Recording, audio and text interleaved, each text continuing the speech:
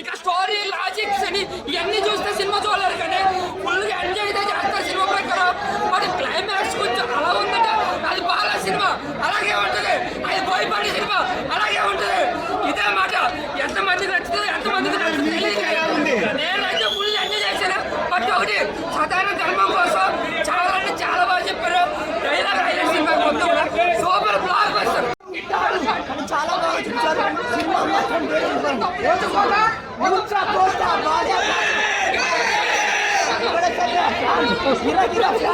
ఎవరికి చెప్పాలో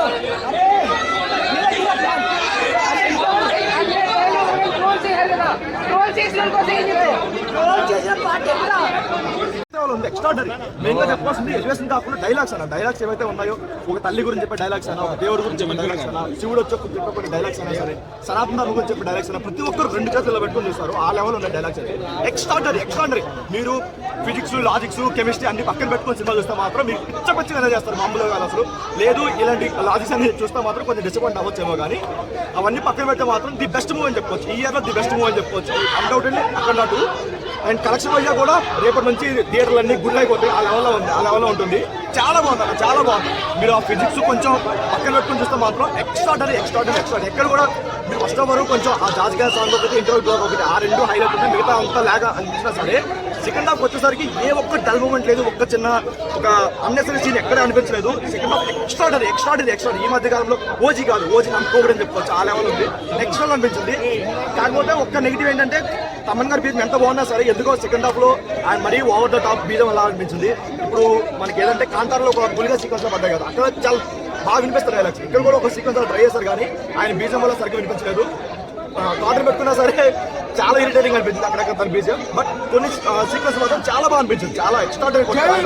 ఏదైతే మనకి స్టార్టింగ్ ఒకటి ఉంటుందో అక్కడ ఒక రివ్యూ చేసి ఒకటి వేస్తారు, అక్కడే తన 100% డ్యూటీ చేస్తాడు. అది కాకుండా ఇంటర్వ్యూ ఒకటి ఎక్స్ట్రాడనరీ వచ్చాయి. ఓన్లీ నేను ఎక్కడ డైలాగ్స్ దగ్గర బీజం వచ్చిందో అది కొంచెం ఇరిటేటింగ్ అనిపించినా సరే మిగతా బీజం పీక్స్ ఎక్స్ట్రా రీడింగ్.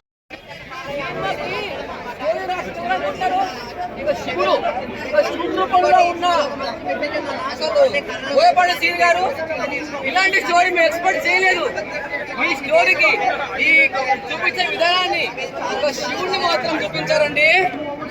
ఆ శివుడి రూపంలో మాత్రం అదే అంటుంది.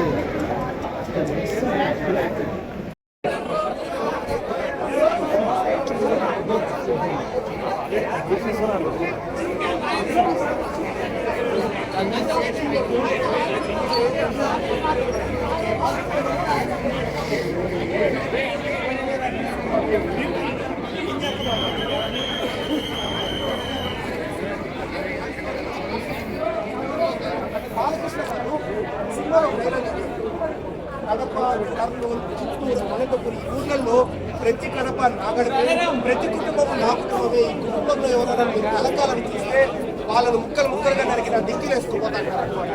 అంటే నా సజెషన్ ఏంటంటే ఈ చిన్న డైలాగ్కి నాట్ ఓన్లీ కడప, కర్నూలు, చిత్తూరు, అనంతపురం మొత్తం 2 తెలుగు రాష్ట్రాల్లో సరే ఏ కుటుంబంలోనైనా ఇప్పటి వరకు బాలకృష్ణ గారి అభిమానులు కాకుండా ఎవరైనా ఉంటే ఈ సినిమా చూస్తే డెఫినెట్గా ఆయన ఇష్టపడ్డాం. ఎందుకంటే ఈ ఏజ్లో ఇలాంటి ఎక్స్ప్రెషన్స్, ఇలాంటి డైలాగ్ డెలివరీ, ఇలాంటి కంటెంట్ పట్టుకున్నారంటే డెఫినెట్లీ బాలకృష్ణ గారిని అప్రిషియేట్ చేయాలి. దివ్య దర్శనము, ధర్మం కావచ్చు.